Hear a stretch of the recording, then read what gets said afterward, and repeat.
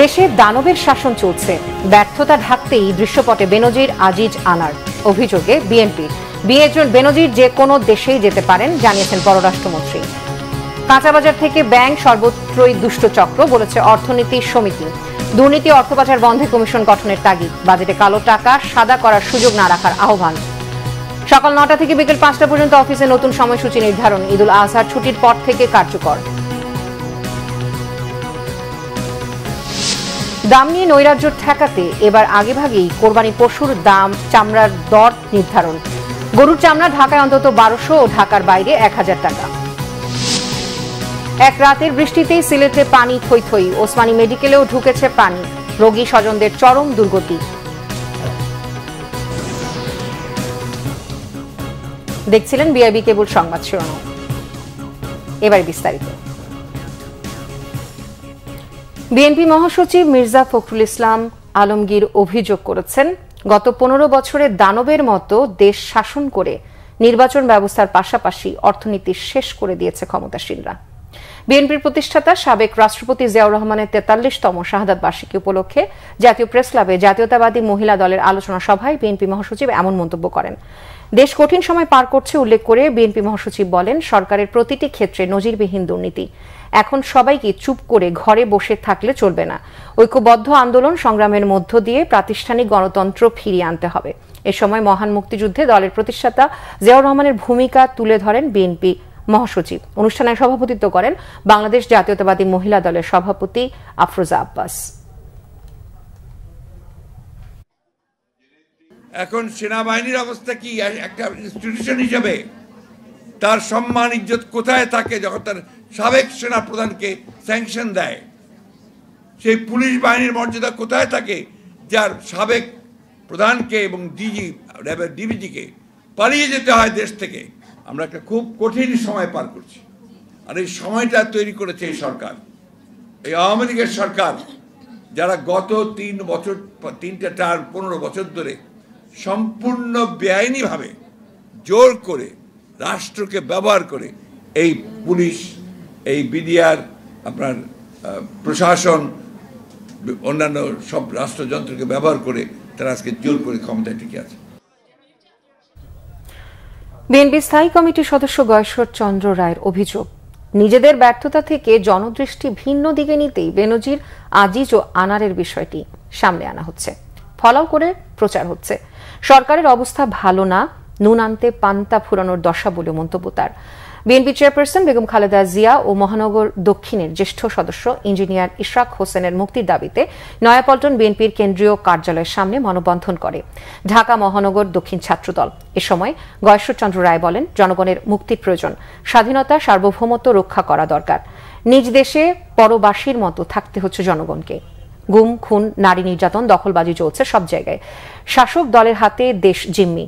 তিনি অভিযোগ করেন, ব্যাংকে টাকা নেই, রাস্তায় রাস্তায় চাঁদাবাজি, দ্রব্যমূল্যের ঊর্ধ্বগতিতে মানুষের জীবন ওষ্ঠাগত। এখন ক্ষমতাসীনরা নিজেদের ব্যর্থতা আড়াল করতে নানা ঘটনা সাজাচ্ছে। গয়েশ্বর রায় আশ্বস্ত করেন, বিএনপি ক্ষমতা এলে আওয়ামী লীগের একজনের সাথেও অন্যায় করা হবে না। বিএনপি খুনের রাজনীতি করে না, যার যার অপরাধের শাস্তির জন্য আদালত রয়েছে বলেও জানান তিনি। আজকে ইঞ্জিনিয়ার ইশরাক, তার অপরাধটা কি? তার অপরাধ আজকে এখানে অন্যায়ের বিরুদ্ধে সে প্রতিবাদ করে। তার অপরাধ যে সত্য কথাটা বুকের সাহস নিয়ে কথা বলে।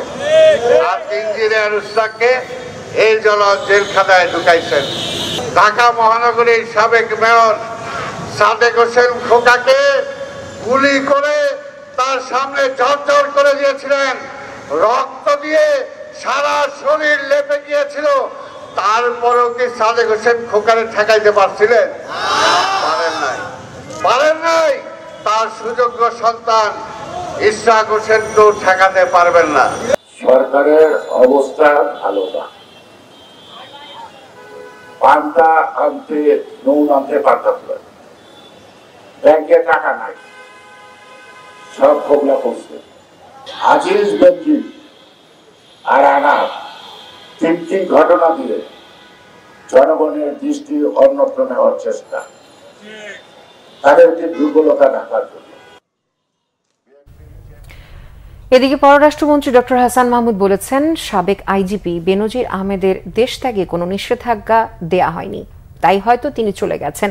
6 জুন দুদকে তিনি উপস্থিত হন কিনা সেটাই দেখার বিষয় বলে মন্তব্য তার। পররাষ্ট্র মন্ত্রণালয়ের ব্রিফিংয়ে কথা বলেন তিনি। তার দেশ ত্যাগে তো কোনো নিষেধাজ্ঞা দেওয়া হয়নি, কোর্টও দেয়নি বা দুদকও দেয়নি। তো কারোর উপর যখন দেশ ত্যাগে কোনো নিষেধাজ্ঞা না থাকে তিনি তো যে কোনো জায়গায় যেতেই পারেন। তো 6 জুন তিনি হাজির হচ্ছেন কি হচ্ছেন না সেটি হচ্ছে দেখার বিষয়। জামায়াতকে উগ্র সাম্প্রদায়িক গোষ্ঠী স্বাধীনতা বিরোধী আখ্যা দিয়ে আওয়ামী লীগ সাধারণ সম্পাদক ওবায়দুল কাদের বলেছেন, এই দলটি সম্পর্কে বিএনপি মহাসচিব মির্জা ফখরুল ইসলাম আলমগীরের বক্তব্য অযৌক্তিক ও দ্বিচারিতাপূর্ণ। গণমাধ্যমে পাঠানো এক বিবৃতিতে আওয়ামী লীগ সাধারণ সম্পাদক বলেন, তারা যেখানে যে অবস্থাতেই থাকুক স্বাধীনতা বিরোধী জামায়াত সহ সাম্প্রদায়িক অপশক্তির সঙ্গে বিএনপির গভীর বন্ধন রয়েছে। জামায়াত নিয়ে মির্জা ফখরুল ইসলাম আলমগীরের বক্তব্যে যে বিষয়টি উঠে এসেছে তা সুস্পষ্টভাবে অবৈজ্ঞানিক ও অযৌক্তিক। জামায়াতের রাজনীতি বাংলাদেশের মূল চেতনা, মহান মুক্তিযুদ্ধের আদর্শ ও স্বাধীনতার মূল্যবোধের পরিপন্থী মন্তব্য করে ওবায়দুল কাদের বলেন, রাজনীতির এই ধারা বারবার দেশবিরোধী হিসেবে প্রমাণ হয়েছে। একজন দেশপ্রেমিক নাগরিক কখনোই 30 লাখ শহীদের রক্তের আখরে রচিত পবিত্র সংবিধান ও রাষ্ট্রের মৌলিক চেতনা বিরোধী এই রাজনীতিকে স্বীকৃতি দিতে পারে না। বিবৃতিতে তিনি বলেন, এদেশের স্বাধীনতা বিরোধী উগ্র সাম্প্রদায়িক অপশক্তির রাজনীতি করার সুযোগ করে দিয়েছিলেন সামরিক স্বৈরাচার জিয়াউর রহমান।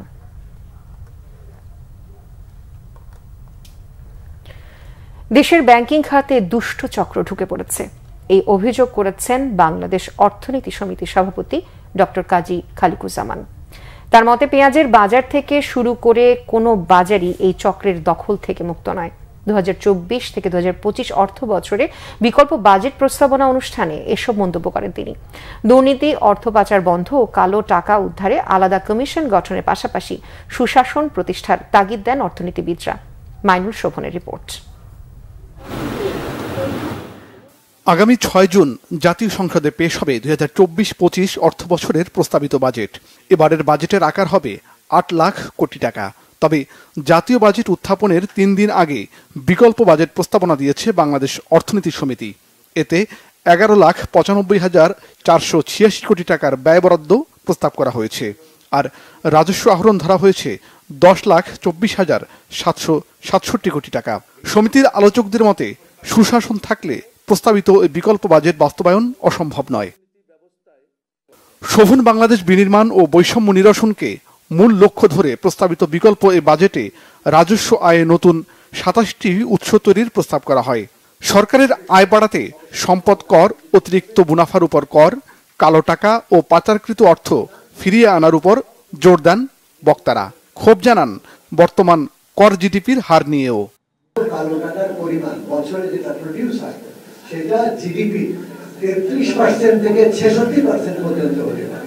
কর জিডিপি অনুমান আমাদের প্রায় 9%, প্রায় পাকিস্তানের চাইতেও কম তা বলেছেন, নেপালে 18%। দুর্নীতি, কালো টাকা, অর্থ পাচার সংশ্লিষ্ট বিষয়ে একটি স্বাধীন commission, independent commission on corruption, black money and money laundering গঠন করা হোক। দেশের ব্যাংকিং খাতের বিদ্যমান দুরবস্থা নিয়ে ক্ষোভ জানায় অর্থনীতি সমিতি। সুশাসন প্রতিষ্ঠায় আর্থিক খাতে ডিজিটালাইজেশনের উপর জোর দেন অর্থনীতিবিদরা।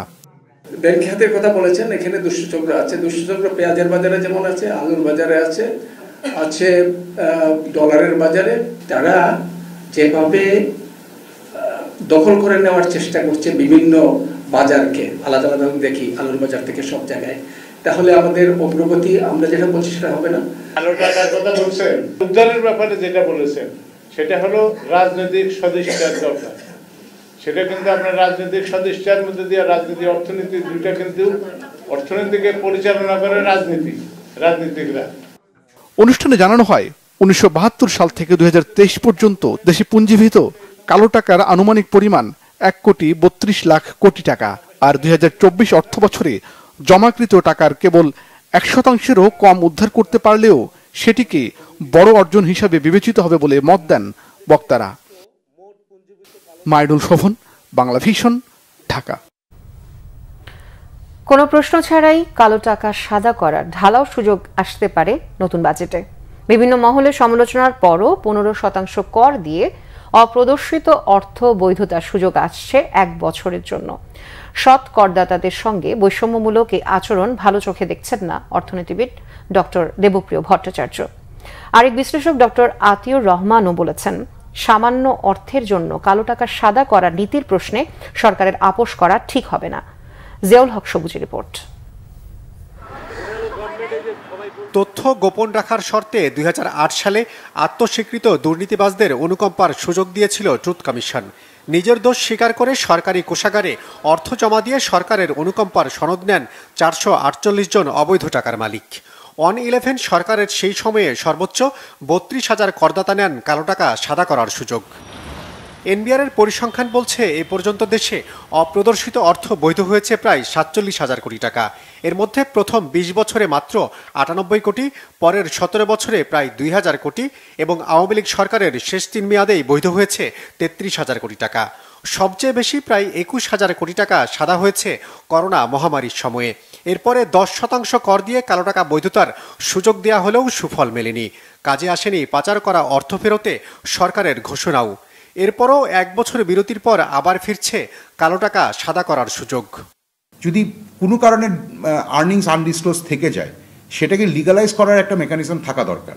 সেই ট্যাক্স রেটটা কি হবে সেটা নিয়ে তো কথা বলতেই পারি আমরা। যদি টাকার অঙ্কে পরিমাণটা দেখেন, কারা করছেন, কেন করছেন এটা দেখেন, তখন আপনি দেখবেন আমি যেটা বলছি এটা কিন্তু আসলে ওই যে হিসাবের গরমিলটাকে মেলানোর জন্য একটা উইন্ডো। আমরাও চাই যে এরকম একটা সুযোগ দেখ, যাতে কোনো প্রশ্ন ব্যতিরেকে কোনো ব্যক্তি বা প্রতিষ্ঠান যাতে বিনিয়োগ করতে পারে এই টাকাটা, বিশেষ করে রিয়েল এস্টেট সেক্টরে, তাহলে আমাদের সেক্টরটা আরও অগ্রগতি হবে। অর্থনীতি বিশ্লেষকরা জানিয়েছেন 15% কর দিয়ে বিনা প্রশ্নে কালো টাকা সাদা করার ঢালাও সুযোগ দেয়া ঠিক হবে না। এটা করতে গেলে সরকারের যে নৈতিক অবস্থান সেটা কম্প্রোমাইজড হয়ে যাবে।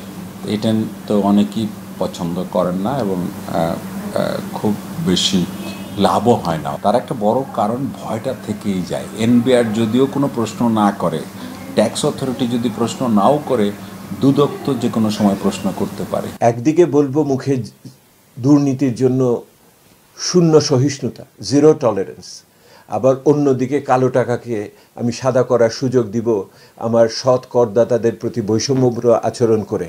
এটা তো দুটো একসাথে চলতে পারে না।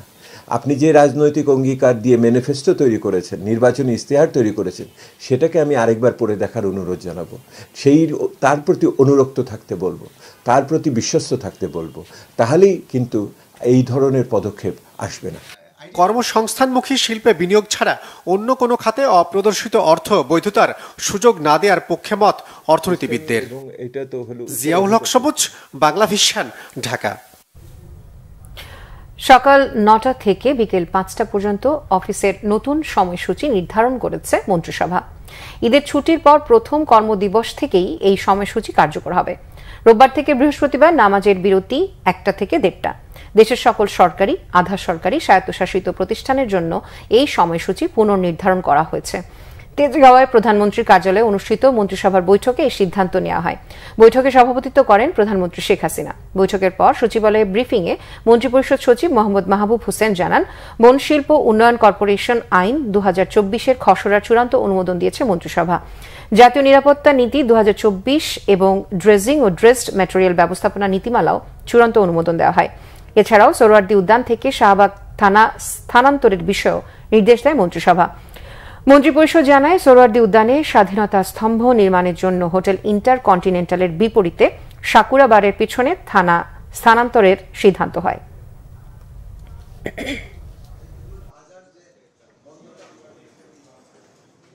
রোববার থেকে বৃহস্পতিবার 9টা থেকে 5টা, শুক্র এবং শনিবার বন্ধ থাকবে। এটি কার্যকর হবে আপনার আমাদের সামনে ঈদুল আজহার যে বন্ধটা শেষ যেদিন হবে, তার পরের দিন যে প্রথম যে কর্মদিবস, সেই কর্মদিবস থেকে আমরা 8 ঘন্টা কাজ করব। আমরা 40 ঘন্টা আমাদের কাজ করতে, আমরা তার আগে 35 ঘন্টা কাজ করতাম। সেটা আমরা বিশেষ ব্যবস্থা ছিল, আমরা মূল অবস্থানে আবার চলে আসলাম। ঢাকায় গরুর চামড়া ন্যূনতম 1200 টাকা আর ঢাকার বাইরে 1000 টাকা নির্ধারণ করে দেওয়া হয়েছে। দাম নিয়ে নৈরাজ্য ঠেকাতে সরকার এবার আগেভাগেই কোরবানির পশুর চামড়ার দর ঠিক করে দিয়েছে। ঢাকায় গরুর চামড়ার দাম গতবারের চেয়ে প্রতি বর্গফুটে 5 টাকা এবং ঢাকার বাইরে তা 3 টাকা বেড়েছে। খাসি ও বকরির চামড়া প্রতি বর্গফুটে বেড়েছে 6 টাকা। সচিবালয়ে বাণিজ্য প্রতিমন্ত্রীর উপস্থিতিতে নতুন এই মূল্য নির্ধারণ করে বাংলাদেশ ট্যানারি মালিক সমিতি। রিপোর্ট সৈয়দ আব্দুল মুহিতের। দেশের প্রধান রপ্তানি খাতগুলোর অন্যতম চামড়া শিল্প, আর সারা বছরের পশুর চামড়ার মোট সংগ্রহের 50% আসে কোরবানি থেকে। চামড়ার দাম নিয়ে নৈরাজ্য ঠেকাতে এবার ঈদের সপ্তাহ দুয়েক আগে নির্ধারণ করা হলো। ঢাকায় লবণযুক্ত গরুর চামড়ার দাম প্রতি বর্গফুট নির্ধারণ করা হয়েছে 55 থেকে 60 টাকা, যা গত বছর ছিল 50 থেকে 55 টাকা। অন্যদিকে ঢাকার বাইরে লবণযুক্ত প্রতি বর্গফুট গরুর চামড়ার দাম নির্ধারণ হয় 50 থেকে 55 টাকা। সারা দেশে খাসি ও বকরির চামড়ার দরও নির্ধারণ করা হয়েছে। খাসি প্রতি বর্গফুটে 20 থেকে 25 টাকা, বকরিতে তা 18 থেকে 20 টাকা। ঢাকার চামড়া আমরা 60 টাকা পার স্কোয়ার ফিটে, 55 থেকে 60 টাকা আমরা কিনবো। সেক্ষেত্রে চামড়ার দাম সর্বনিম্ন আমাদের হবে হলো গিয়ে পার পিস আমরা 1200 টাকায় কিনবো। লবণযুক্ত চামড়া 1200 টাকায় কিনবো, এর নিচে চামড়া কেনা বেচা হবে না। আর ঢাকার বাইরে যে চামড়াটা আমরা কিনবো সেটা আমরা সর্বনিম্ন চামড়া, লবণযুক্ত চামড়া 1000 টাকায় কিনবো, এর নিম্নে আমরা কিনবো না। খাসিরটা আমরা বলেছি যে আমরা 20 থেকে 25 টাকার মধ্যে কিনবো, আর বকরি আমরা কিনবো 18 থেকে 20 টাকার মধ্যে পার স্কোয়ার ফিট লবণযুক্ত চামড়া। আন্তর্জাতিক বাজারে গেল কয়েক বছর চামড়ার ভালো দর না পাওয়ায় হতাশা ব্যক্ত করেন বাণিজ্য প্রতিমন্ত্রী। এরপরও বাজার ঘুরে দাঁড়াতে সরকারের চেষ্টার কমতি নেই দাবি তার। আমরা মনে করি চামড়াটা আমাদের জাতীয় একটা সম্পদ। এই চামড়াটা যেন কোনোভাবেই নষ্ট না হয়, এই নষ্ট যাতে না হয় এটার একটা ন্যূনতম ভ্যালু যারা কোরবানি দিচ্ছেন বা এটার থেকে যারা সুবিধাভোগী তারা বঞ্চিত না হওয়ার জন্যই কিন্তু আজকে আমাদের এই বৈঠক বা এই আলোচনা। এটার উপরে সরকারের ভাবমূর্তি নির্ভর করে। সো আমরা চেষ্টা করব সর্বোচ্চ যাতে এই যে মূল্য আজকে নির্ধারিত হলো এই মূল্যের নিচে যেন কোথাও বাংলাদেশে চামড়াই না হয়, সেটা আমরা সুপারভিশনে রাখবো। সরকার বলছে এবার 1,07,00,000 কোরবানির পশু চাহিদা থাকলেও দেশে প্রস্তুত 1,29,00,000 কোরবানির পশু। যেহেতু সকল অংশ। সৈয়দ আব্দুল মুহিত, বাংলা ভিশন, ঢাকা। এক রাতের ভারী বৃষ্টিতে জলাবদ্ধতা তৈরি হয়েছে সিলেট নগরের প্রধান সড়ক সহ প্রায় 90% এলাকায়। পানি উঠেছে অনেক বাসাবাড়ি ও সিলেট এমএজি ওসমানী মেডিকেল কলেজ হাসপাতালে। বিপাকে রোগী ও তাদের স্বজনেরা। এদিকে 7 উপজেলায় বন্যা পরিস্থিতি অপরিবর্তিত রয়েছে, সংকটে দুর্গতরা। সিলেট থেকে দীপু সিদ্দিকের পাঠানো তথ্য ছবিতে ডেস্ক রিপোর্ট। রবিবার মধ্যরাত থেকে সোমবার সকাল পর্যন্ত টানা বৃষ্টিতে জলাবদ্ধতা তৈরি হয়েছে সিলেট নগরীর নিচু এলাকায়। জেলার প্রধান চিকিৎসা সেবা কেন্দ্র সিলেট এমএজি ওসমানী মেডিকেল কলেজ হাসপাতালেও পানি ঢুকেছে, ব্যাহত হচ্ছে চিকিৎসা সেবা। বিপাকে রোগী ও তাদের স্বজনরা। নদ নদীর পানি কমছে ধীর গতিতে। সুরমা ও কুশিয়ারা সহ বিভিন্ন নদীর পানি 1 থেকে 2 সেন্টিমিটার কমেছে। এতে আশ্রয় কেন্দ্রে অবস্থানরতদের ফেরার প্রতীক্ষা দীর্ঘায়িত হচ্ছে। পানিবন্দী মানুষের অভিযোগ, প্রত্যন্ত এলাকায় যাচ্ছে না ত্রাণ সহায়তা। পানির অবস্থা তো গরু খাঁদা তাই পানি তো আমরা ওলা বই রয়েছি, আল্লাহ আল্লাহ করে আর এখন বর্তমানে কিছু একটা রোদ উঠছে, জানে একটা শান্তি আইছে। আমার অনেক বাড়িঘর বুড়াই গেছে, প্রচুর বাড়িঘর বুড়াই গেছে। আপনার ঘূর্ণিঝড়, হালকা ঘূর্ণিঝড় আসিল, অনেক ক্ষতি হয়ে গেছে। ওখানে কোনো নেতা কর্মী এই গ্রামে আসেও নাই, দেখেও নাই। পানি এখন বর্তমানে স্থিতিশীল আছে, কোনো বারেও নাই, কমে নাই। এটা বর্ষারও বন্যা আসে, তো এটা ফট করেও আইছে এই বন্যাটা। এক রাইতে মারছে বন্যাটা। যারা কিছু উপরে দিয়ে আছে এরা বাওরা আছে, আমার দিকে যারা আছে এরা তো ডুবিয়া গেছে। পানি উঠে আর খিলা চলি আর তো আল্লাহ আল্লাহ ভরসা। বন্যার্তদের মাঝে ত্রাণ বিতরণ করছে উপজেলা প্রশাসন, যদিও প্রয়োজনের তুলনায় তা অনেক কম। শুকনা খাবার দেওয়া হয়েছে অনেক জায়গায়, আর ত্রাণ হিসেবে আপনার চাল দেয়া হচ্ছে। আমাদের কাছে যথেষ্ট খাদ্য মজুদ আছে। একটু কালকে খারাপ ছিল, কালকের চেয়ে আজকে একটু ভালো আছে, পানি কমছে। উজানে ভারত থেকে নেমে আসা পাহাড়ি ঢল ও ভারী বর্ষণে 29 মে থেকে সিলেটের গোয়াইনঘাট, কানাইঘাট, জৈন্তাপুর, কোম্পানিগঞ্জ, জকিগঞ্জ ছাড়াও বিয়ানীবাজার, গোলাপগঞ্জ ও সিলেট সদর উপজেলার লাখ লাখ মানুষ বন্যা কবলিত।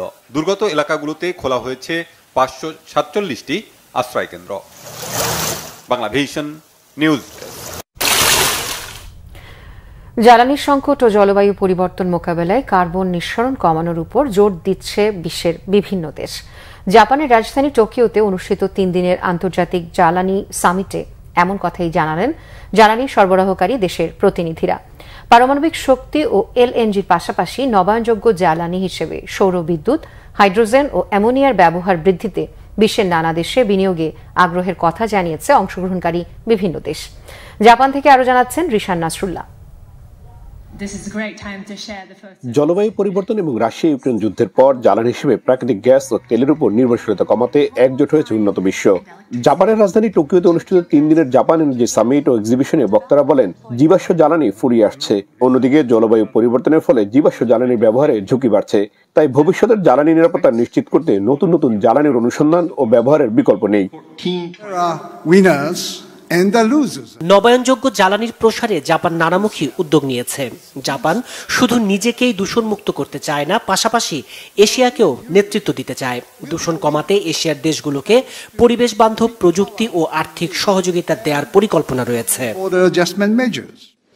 অনুষ্ঠানে আন্তর্জাতিক শক্তি সংস্থার প্রাক্তন নির্বাহী পরিচালক নোবুও তানাকা জ্বালানির টেকসই ব্যবহার নিশ্চিতে আন্তর্জাতিক সহযোগিতার প্রয়োজনের উপর জোর দেন। জলবায়ু পরিবর্তন ও বর্তমান বিশ্ব পরিস্থিতি আগামী দিনে জ্বালানির জন্য বড় চ্যালেঞ্জ। জ্বালানির টেকসই ব্যবহারের লক্ষ্য অর্জনের জন্য আন্তর্জাতিক সহযোগিতার বিকল্প নেই। কার্বন দূষণ কমাতে যুক্তরাষ্ট্র পরিবেশ বান্ধব জ্বালানি প্রসারে বিপুল ভর্তুকি দিচ্ছে। ইউরোপিয়ান ইউনিয়নও সবুজ জ্বালানির জন্য নতুন নতুন উদ্যোগ নিচ্ছে। ভারত ও চীন নবায়নযোগ্য জ্বালানির উৎপাদন বাড়ানোর উদ্যোগ নিয়েছে। Economic growth and energy security. সামিটে বিশ্বের 30টি দেশের জ্বালানি বিশেষজ্ঞ, শিক্ষক, শিক্ষার্থী, ব্যবসায়ী ও নীতি নির্ধারকরা অংশ নিয়েছেন।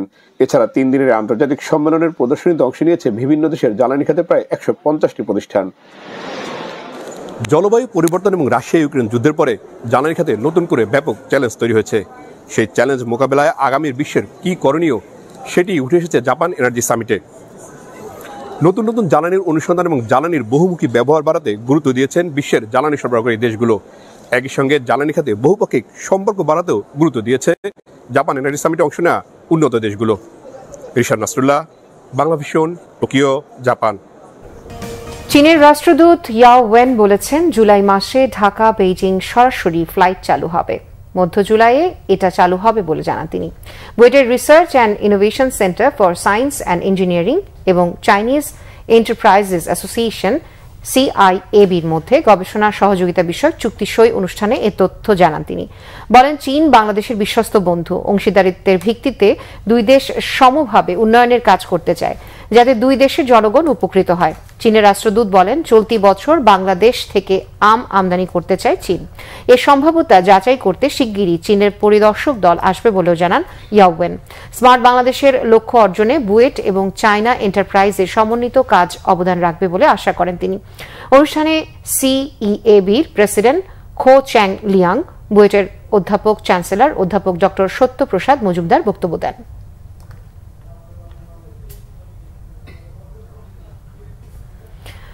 মিথ্যা মামলা দিয়ে হেনস্থা করা হচ্ছে বলে ডক্টর ইউনূস যে অভিযোগ করেছেন সেটি সত্যি নয় বলে দাবি করেছে গ্রামীণ ব্যাংক। তাদের দাবি, সুনির্দিষ্ট তথ্য প্রদানের ভিত্তিতেই তারা ডক্টর ইউনূসের বিরুদ্ধে আইনগত ব্যবস্থা নিচ্ছে। এদিকে ডক্টর ইউনূসের আইনজীবীর দাবি, গ্রামীণ ব্যাংক লোভে পড়ে ডক্টর ইউনূসের বিরুদ্ধে মিথ্যাচার করছে। গ্রামীণ ব্যাংক মনে করে একটি দায়িত্বশীল প্রতিষ্ঠান হিসাবে তার এই ভুল বিভ্রান্তিকর তথ্যগুলোর সঠিক জবাব দিয়ে সঠিক তথ্য জানানো একান্ত প্রয়োজন। তিনি যেভাবে ক্ষমতার অপব্যবহার করেছেন, তিনি যেভাবে ক্ষমতার অপব্যবহার করে তার পারিবারিক প্রতিষ্ঠান, তার নিজেকে তিনি অর্থবিত্তে লাভবান করেছেন, সেগুলো দালিলিক প্রমাণসহ এসেছি। উনি কোর্টে যে প্রমাণ করুক, দুদকের কাছে যে প্রমাণ করুক, ওনার সব তথ্য মিথ্যা। একটা বিশেষ গোষ্ঠী বাংলাদেশের, বিশেষ করে আমাদের সরকারের উপরে ভর করে, তার সাথে আন্তর্জাতিকভাবেও একটা গোষ্ঠী জড়িত আছে। কারণ সারা পৃথিবীতে সমস্ত নোবেল বিজয়ীদের, সারা পৃথিবীর নেতৃত্ব হবে বাংলাদেশের একজন ডক্টর বিজয়ী, নোবেল বিজয়ী। তারা এটা সহ্য করতে পারে না। যারা সহ্য করতে পারে না তাদেরকেই তারা ফাইন্যান্স করছে। রোহিঙ্গা সমস্যার সমাধান দ্বিপক্ষীয়ভাবে করতে হবে বলে মনে করেন bay of Bengal initiative for multi sectoral and cooperation বিমস্টেকের মহাসচিব Indramani Pandey. Diplomatic correspondent association Bangladesh ডিক্যাবের সঙ্গে মত বিনিময়ে বিমস্টেকের মহাসচিব বলেন, আঞ্চলিক ও দ্বিপক্ষীয় শান্তি এবং স্থিতিশীলতা না থাকলে বিমস্টেক তার কাঙ্ক্ষিত লক্ষ্য অর্জন করতে পারবে না।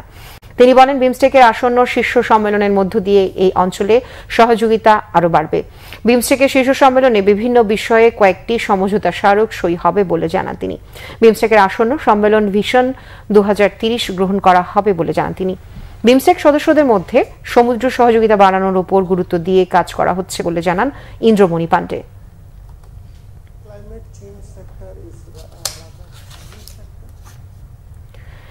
90 স্বৈরাচার বিরোধী ছাত্র গণ অভ্যুত্থানের অন্যতম সংগঠক শফি আহমেদ মারা গেছেন। ইন্না লিল্লাহি ওয়া ইন্না ইলাইহি রাজিউন। বিকেলে হৃদরোগে আক্রান্ত হয়ে রাজধানীর একটি বেসরকারি হাসপাতালে তিনি শেষ নিঃশ্বাস ত্যাগ করেন। তার বয়স হয়েছিল 62 বছর। জাসদ ছাত্রলীগের কেন্দ্রীয় কমিটির সাধারণ সম্পাদক ছিলেন তিনি। পরে আওয়ামী লীগে যোগ দেন। তার মৃত্যুতে গভীর শোক প্রকাশ করেছেন প্রধানমন্ত্রী ও আওয়ামী লীগ সভাপতি শেখ হাসিনা। আজ রাতে উত্তরার 7 নম্বর সেক্টর মসজিদে শফি আহমেদের প্রথম নামাজে জানাজা হবার কথা। সর্বস্তরের মানুষের শ্রদ্ধা নিবেদনের জন্য শফি আহমেদের মরদেহ কাল মঙ্গলবার সকাল 11:30টায় কেন্দ্রীয় শহীদ মিনারে রাখা হবে। শ্রদ্ধা নিবেদন শেষে নেত্রকোনায় নিজ গ্রামে দাফন করা হবে স্বৈরাচার বিরোধী গণ অভ্যুত্থানের অন্যতম এই সংগঠককে। আধুনিক ও উদ্ভাবনী ব্যাংকিং সেবা, ঝুঁকিবিহীন বিনিয়োগ, অর্থনৈতিক স্থিতিশীলতা আর গ্রাহক শুভানুধ্যায়ীদের আস্থা ও অনুপ্রেরণা নিয়ে 24 বছরে পদার্পণ করল যমুনা ব্যাংক। ব্যাংকের প্রধান কার্যালয়ে আজ এক অনুষ্ঠানের মধ্য দিয়ে প্রতিষ্ঠাবার্ষিকী উদযাপন করা হয়। এ সময় যমুনা ব্যাংকের চেয়ারম্যান মোহাম্মদ সাইদুল ইসলাম, পরিচালক বৃন্দ, ব্যবস্থাপনা পরিচালক ও সিইও মির্জা ইলিয়াস উদ্দিন আহমেদ এবং ব্যাংকের অন্যান্য কর্মকর্তা ও কর্মচারীরা অনুষ্ঠানে উপস্থিত ছিলেন। সমৃদ্ধির এই পথ চলায় সাথে থাকার জন্য ব্যাংকের চেয়ারম্যান মোহাম্মদ সাইদুল ইসলাম সকল গ্রাহক, পৃষ্ঠপোষক এবং শুভানুধ্যায়ীদের আন্তরিক শুভেচ্ছা ও ধন্যবাদ জানান। আরো কিছু খবর নিয়ে এবার দেখুন একটি ডেস্ক রিপোর্ট। মোবাইল আর্থিক সেবা হিসেবে এখন থেকে একমাত্র নগদ লিমিটেড প্রধানমন্ত্রী শিক্ষা সহায়তা ট্রাস্টের ভাতা বিতরণ করবে। এ বিষয়ে সচিবালয়ে প্রধানমন্ত্রী শিক্ষা সহায়তা ট্রাস্ট, ডাক বিভাগ এবং নগদের মধ্যে একটি ত্রিপাক্ষিক চুক্তি হয়েছে। অনুষ্ঠানে প্রধান অতিথি ছিলেন শিক্ষামন্ত্রী মহিবুল হাসান চৌধুরী। আরও উপস্থিত ছিলেন শিক্ষা প্রতিমন্ত্রী বেগম শামসুন নাহার এবং মাধ্যমিক ও উচ্চ মাধ্যমিক বিভাগের সচিব সোলাইমান খান সহ আরও অনেকে। মিউনিসিপাল অ্যাসেসমেন্ট অব বাংলাদেশ ম্যাব এর ভার্চুয়াল প্ল্যাটফর্মের উদ্বোধন হয়েছে। অনুষ্ঠানে প্রধান অতিথি ছিলেন স্থানীয় সরকার, পল্লী উন্নয়ন ও সমবায় মন্ত্রী মোহাম্মদ তাজুল ইসলাম। পাশাপাশি পৌরসভা কর্মচারীদের নিয়ে 3 দিনব্যাপী ডিজিটাল ক্যাপাসিটি বিল্ডিং প্রশিক্ষণ কর্মশালাও উদ্বোধন করেছেন স্থানীয় সরকার মন্ত্রী। রাজধানীর ইউনিভার্সাল মেডিকেল কলেজ হাসপাতাল এবং KM fertility and gynaecology centre Kuala Lumpur ও মালয়েশিয়ার যৌথ আয়োজনে ইউনিভার্সাল মেডিকেলের অডিটোরিয়ামে বন্ধ্যাত্বের চিকিৎসার সাম্প্রতিক উন্নতি ও প্র্যাকটিস বিষয়ে বৈজ্ঞানিক কর্মশালা হয়েছে। সেমিনারে উপস্থিত ছিলেন ফার্টিলিটি ও হাই রিস্ক প্রেগন্যান্সি বিষয়ক doctor Zakiur Rahman, Universal Medical College হাসপাতালের surgeon doctor Hasina Begum, Universal Medical College হাসপাতালের deputy director doctor Kazi Rafiqul Alam, অবসরপ্রাপ্ত অধ্যাপক brigadier general doctor Hasina Sultana, অধ্যাপক ডাক্তার হুসনে আরা চৌধুরী, অধ্যাপক ডাক্তার মনিরা ফেরদৌসি ও অধ্যাপক ডাক্তার পারুল জাহান সহ আরও অনেকে। রাজধানীর গুলশানে সেলিব্রেশনের প্রিমিয়াম আউটলেটের উদ্বোধন হয়েছে। উদ্বোধন করেন প্রতিষ্ঠানটির চেয়ারম্যান ডাক্তার মইনুল হক এবং ডিরেক্টর ডক্টর উম্মে তাজ লাভলি। নারী পুরুষের জন্য লেটেস্ট সব পণ্যের সম্ভারে সাজানো হয়েছে নতুন আউটলেটটি। সেরা পণ্যের সেরা অফার স্লোগানে ওয়ালটন ডিজিটাল ক্যাম্পেইন সিজন 20 উদ্বোধন করা হয়েছে। এ উপলক্ষে সাভারের ওয়ালটন প্লাজার ডিভিশন 3-এ র্যালি হয়েছে। উপস্থিত ছিলেন প্রতিষ্ঠানটির সিডিও আল আমিন সরকার, RCM ইস্তিয়াক আহমেদ ও সিনিয়র সহকারী পরিচালক অতনু রায় সহ আরও অনেকে। Bangla vision news desk. সংবাদ শেষ করব বিআরবি কেবল শিরোনামগুলো আরও একবার জানিয়ে। দেশে দানবের শাসন চলছে, ব্যর্থতা ঢাকতে দৃশ্যপটে বেনজির আজিজ আনার অভিযোগ বিএনপি। বেনজির যে কোনো দেশেই যেতে পারেন জানিয়েছেন পররাষ্ট্রমন্ত্রী। কাঁচা বাজার থেকে ব্যাংক সর্বত্রই দুষ্টচক্র, বলছে অর্থনীতির সমিতি। দুর্নীতি অর্থ পাচার বন্ধে কমিশন গঠনের তাগিদ। বাজেটে কালো টাকা সাদা করার সুযোগ না রাখার আহ্বান। সকাল 9টা থেকে বিকেল 5টা পর্যন্ত অফিসের নতুন সময়সূচি নির্ধারণ। ঈদুল আজহার ছুটির পর থেকে কার্যকর। দাম নিয়ে নৈরাজ্য ঠেকাতে এবার আগেভাগেই কোরবানির পশুর চামড়ার দর নির্ধারণ। গরুর চামড়া ঢাকায় অন্তত 1200 ও ঢাকার বাইরে 1000 টাকা। এক রাতের বৃষ্টিতেই সিলেটে পানি থই থই, ওসমানী মেডিকেলেও ঢুকছে পানি। রোগী স্বজনদের চরম দুর্গতি।